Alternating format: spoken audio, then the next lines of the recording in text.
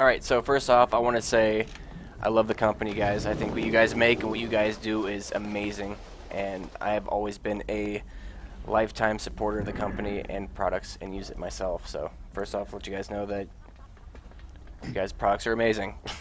Well, thank you very much. Certainly, we put a lot of effort into it. Of course, and it shows, man. It really does show. All right, let me give you some. I'm gonna give you a first question, and then I'm gonna let someone ask you a question in live stream as well. But at first, uh, what do EVG products have over the competition, and what assurance do you have to give to your customers to actually go out and buy one or buy something from you guys? I would say there's a couple things that we really focus on at EVGA. Number one is kind of what we're most famous for is customer service. In the United States, we have 24/7 customer service. We have forums and all these different ways that we try to assist our customers if anything is needed. And of course, the product quality. That's always of very high importance as well. Making sure that the product is of quality. Of course. And if anything does go wrong while you own it, we want to make sure that we get it corrected right away. Exactly, and that's another thing I want to add on top of that. Like with your guys' StepUp program, you guys have like gone above and beyond the customer service, because there's a lot of people out there that love the newer cards, need the newer cards for certain things they're running, but can't fork over a certain amount. And the way you guys use, I mean, I've never seen anybody do it before. And yeah, and that really just came out of new graphics cards are coming out all the time, and of course, yeah. If you were to buy a graphics card and spent like $500 on a graphics card, and then another one came out 30 days later, you might be a little bit disappointed. So the StepUp program was kind of designed to kind of like protect your investment on that graphics card and allow you to use that money that you spent on it to upgrade to the whatever it may be. Yeah, of course. And for guys that you don't know that, kind of look at it like buying a car, all right, and a new model comes out, and you want to trade in your car to get that better model. Now the thing is, if I'm corrected, the StepUp program is you would return the card and then pay the difference from what you spent on the old card to your new card.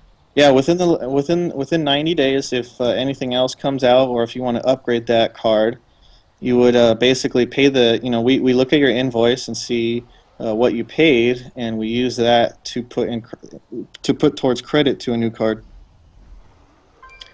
Very nice. All right, I'm gonna send back the card. I'm gonna take a question here from the chat. Someone says, let's see here, where's it at? I have EVG cards too. Hold on, that's not the question. All right, I actually saw the question here. Let me scroll up here in chat. Yeah, I saw somebody mention warranties. Yeah. Warranties for overclocking past stock, and yes.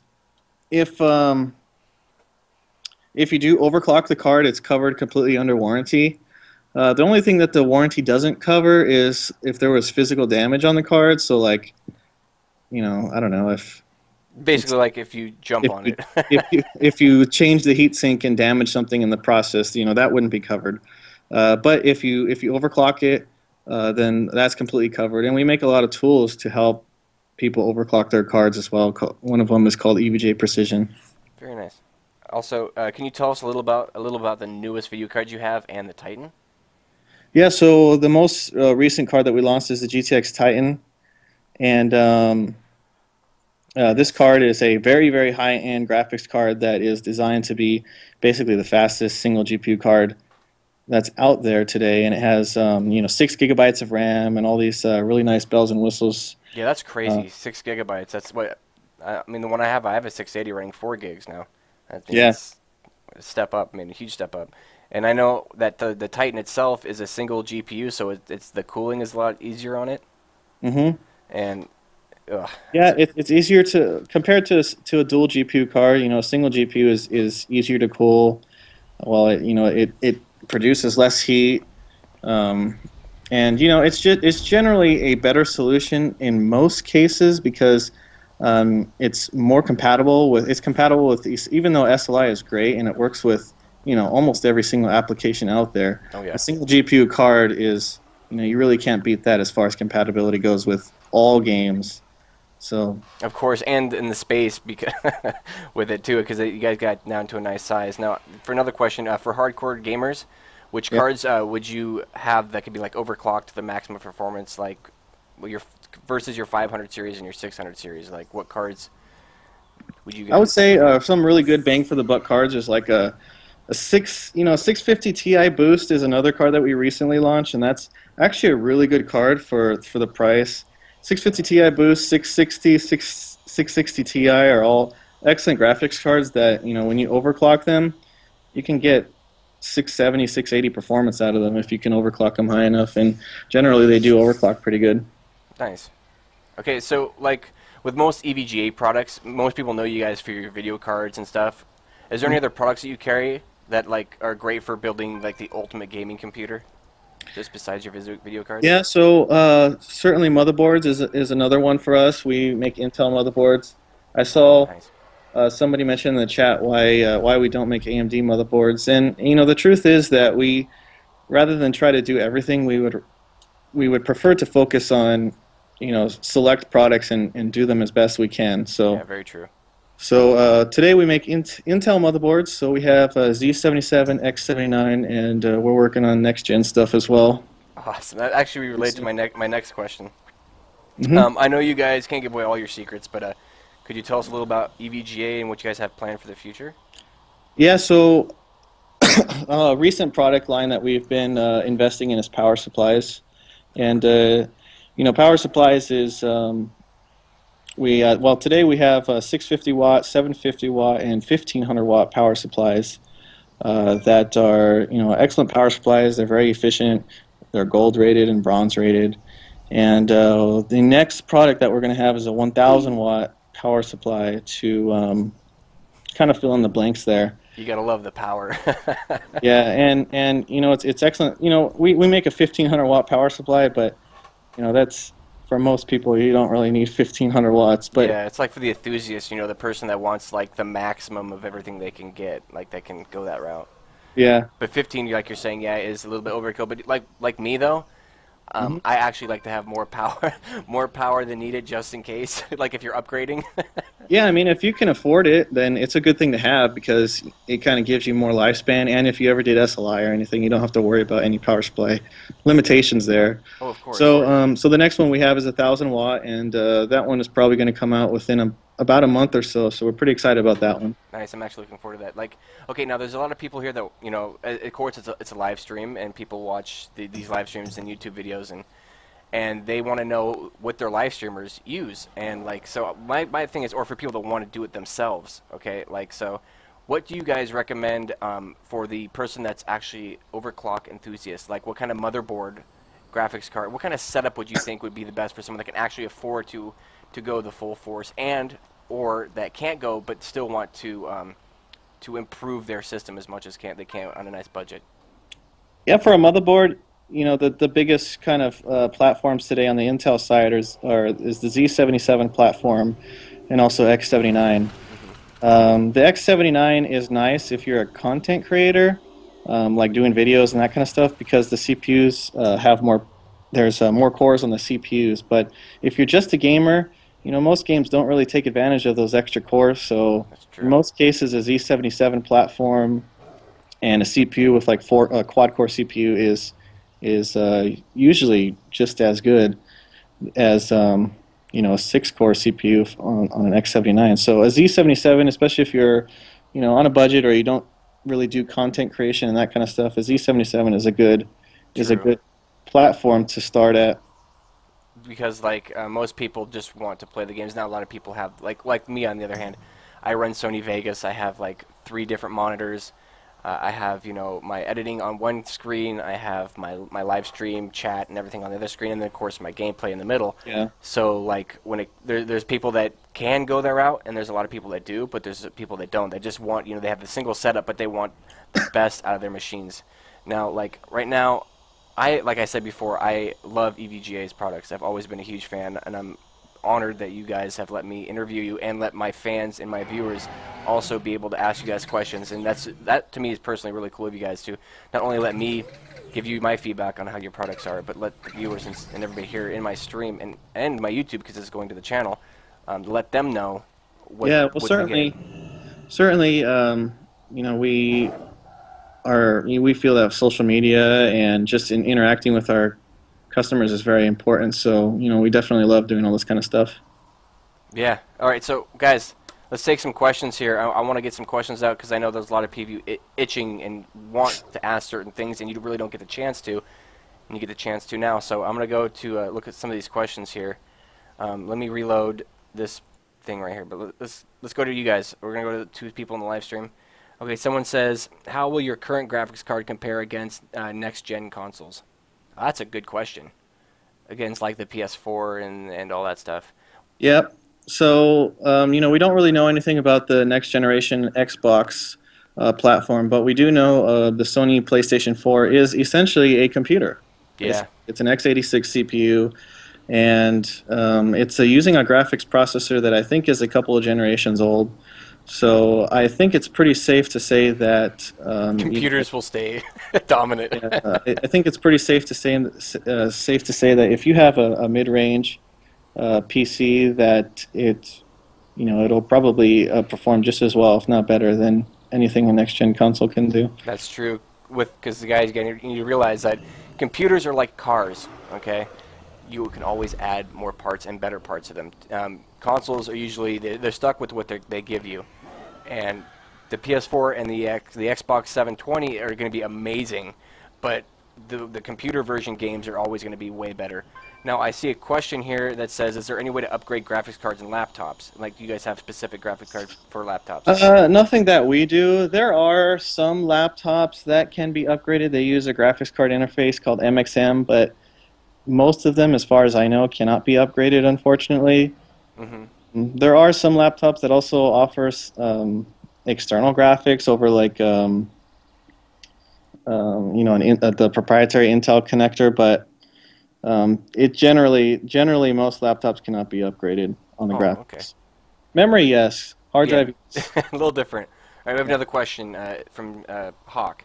It says, when the next price drops accepted for the the 680 and the 690 lines, how would I like to pick up one for each my 2 systems build, but they are still out of my price range? I guess they're asking when do you expect prices to decrease on the 680s and 690s. I don't know if he knows that, but if I were to guess, I would say when the new 700, when new series come out, every time something new comes out, of course they're gonna companies do that. But I don't know. What do you think, Jacob? Well, that's kind of the general rule of thumb, but I don't really have any kind of information on when that may occur. Yes, that's true. Okay, someone says, can you build a PC for $400 and it's really that can easily outperform the PlayStation 4? So basically, they want to know is, can they make a computer that can outbeat the graphics? Should they get a console, or if they only have $400, or do you think they can build a PC? I think that you could probably build a PC for $400 or $500 that would be maybe comparable with the OS in there. Maybe $600. $600, I think for sure you could do it. Yeah, simple, very simple. All right, you guys have any more? Let me see. Let's get some more questions rolling. I'll have Jacob. I don't know if you see anything in the chat that stands out. You can go ahead and read it out and ask as well. No, I can't lick my elbow. It's very hard to do. Okay, let's see here. Is there some way to work with you guys on EVGA? I don't know about that question. Me personally, I don't know. How does somebody mentioned he owns a GTX 465 and plays CPU-intensive games like MMOs. Mm-hmm. It really depends on the MMO. As new MMOs are coming out, they become more graphically intensive. And if you're planning on upgrading your monitor to run higher resolution gaming, then a good graphics card could always come into play. But a lot of that depends on the CPU you have as well. If it's a really old CPU, then you might be better out to go that direction first. Yeah, very true. Someone says, how does Nvidia cards or EVGA, because Nvidia guys, they do the chipsets, right? And you guys, that's a good question actually. What is it with you with Nvidia and EVGA? What do you guys compare? What do you guys do to the cards themselves? Yeah, you can think of it kind of like our relationship with Intel. Nvidia sells us the GPUs. They manufacture the GPUs, and then we take that GPU and we put it on a graphics card. And that's most of the time the case. There are some cases where a board is considered a reference design board, where it's kind of an NVIDIA design, and we do the support and the software and maybe a few tweaks here and there. But generally, we get the GPU from NVIDIA, we build everything else all around that, put the memory on the board, the PCB, the VRM, all that kind of stuff, and put it all together and then sell it. Oh, very nice. Someone says, would there be a noticeable difference in performance between a 650 Ti boost and a 660 Ti? Honestly, they're pretty close. Yes, a 660 is faster. It's not significantly faster, though. Oh, okay. Someone says, my question is, my PC almost is never off. How much though stress? What was this? What did you say? How much though goes into stress and long use? Okay. Do you guys So, have? yeah, Equipment? so most PC components is rated for 50,000 hours, Mm-hmm. and usually that's the fan, because the fan is usually the first thing to go on a PC.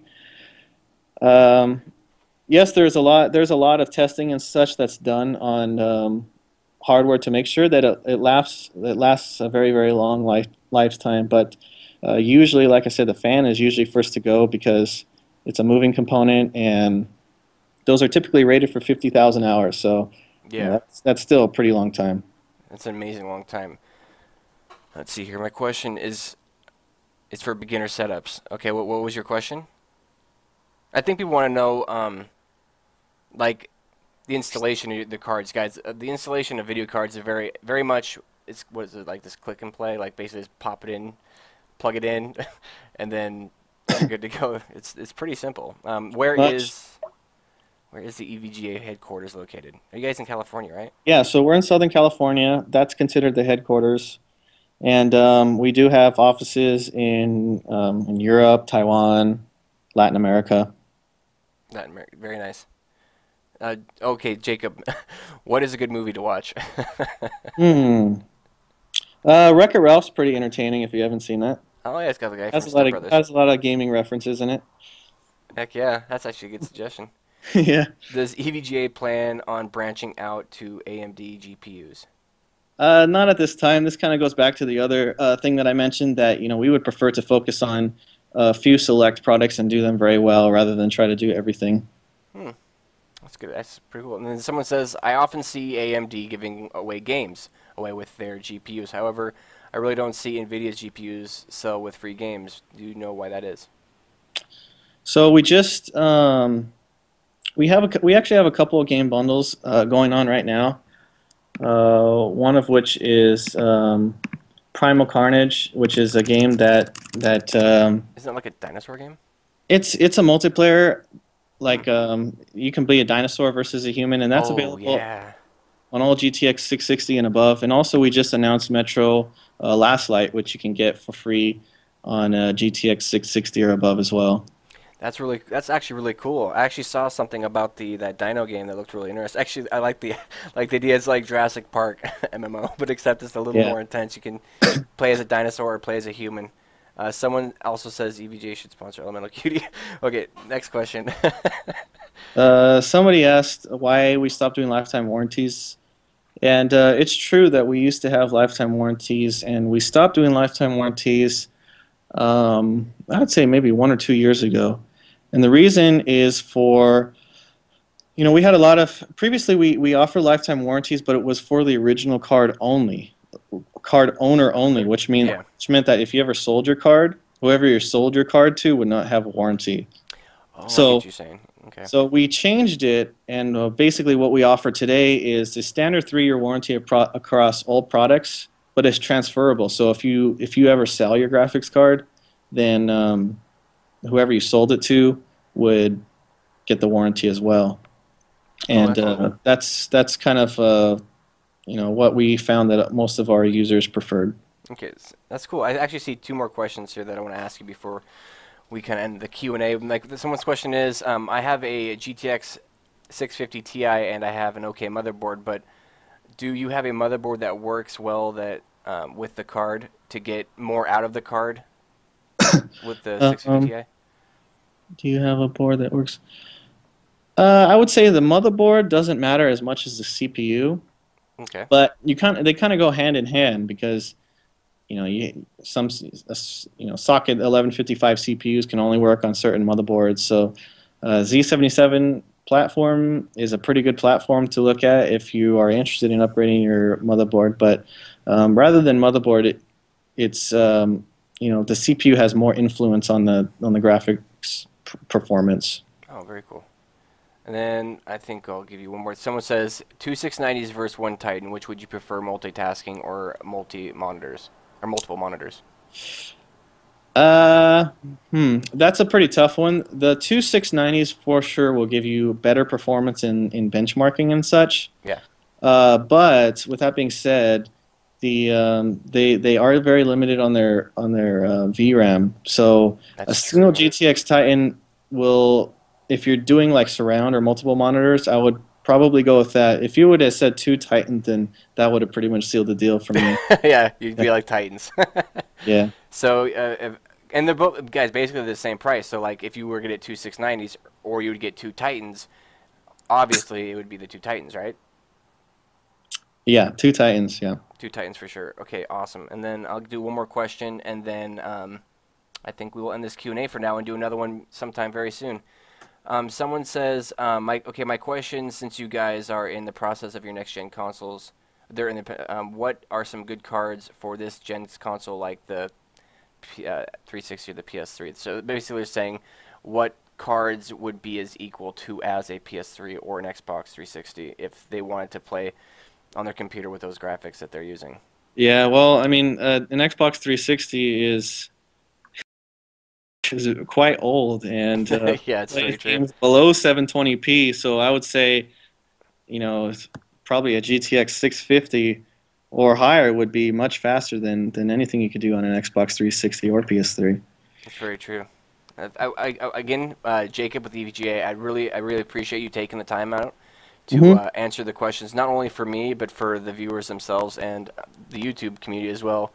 And I'm hoping that the next one we get some more questions. Maybe I'll be able to show them firsthand some products here on my YouTube channel as well. Yeah, I think we can work more together. This was a lot of fun. And I would like to answer one more question I just saw right here, actually. Awesome, go for it. So he mentioned why we don't put more R&D into aftermarket coolers.